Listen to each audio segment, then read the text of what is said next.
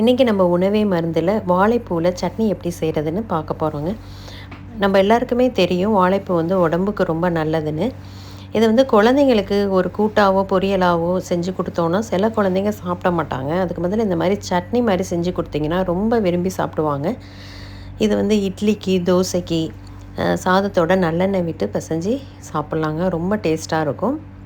First இது மாதிரி clean பண்ணி எடுத்துகிட்டு ஒரு சட்டியில் 2 ஸ்பூன் நல்லெண்ணெய் விட்டுட்டு எண்ணெய் காஞ்சதுக்கு பிறகு 2 ஸ்பூன் கடலையும் போட்டு நல்லா வறுத்துக்கணுங்க.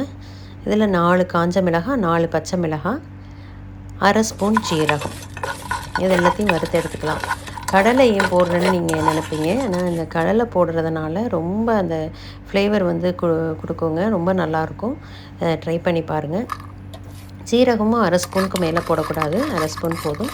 இதை 2 மிளகாயும் சேர்த்து நல்லா வறுத்துட்டு நம்ம ஃபஸ்ட்டு இதை வாஷ் பண்ணி எடுத்துக்கணுங்க வாழைப்பூவை. அது அரிய தேவையில்லை, அறியாமல் அப்படியே முழுசாகவே நம்ம வந்து போட்டு நல்லா பச்சை வாடை போகிற மாதிரி நல்லா வதக்கிக்கணும்.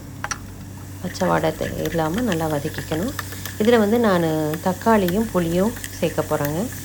தக்காளி வந்து ஒரு பெரிய தக்காளி 1 நான் சேர்க்குறேன்.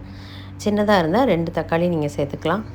புளி கொஞ்சம், இதில் புளிப்பு கொஞ்சம் கூடுதலாக சேர்த்தாதாங்க கொஞ்சம் நல்லாயிருக்கும் இந்த சட்னி.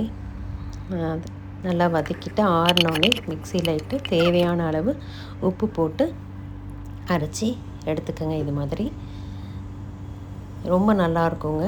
இது மாதிரி நல்லா அரைச்சி எடுத்துகிட்டு இப்போ நான் தாளிக்க போகிறேன். தாளித்து கொட்டிட்டேன். கடுகு மட்டும் நான் தாளிச்சிருக்கேன். நீங்கள் வேணும்னா உளுத்தம் பருப்பு போட்டு தாளிச்சிக்கலாம். மேலே வந்து கொத்தமல்லி தூவிருக்கேன், ஏன்னா நான் இதை வந்து சாதத்துக்காண்டி செஞ்சுருக்கேன். அவ்வளோதாங்க, நம்ம சட்னி ரெடி. எல்லாம் டேஸ்ட் பண்ணிவிட்டு எப்படி இருந்துச்சுன்னு சொல்லுங்கள்.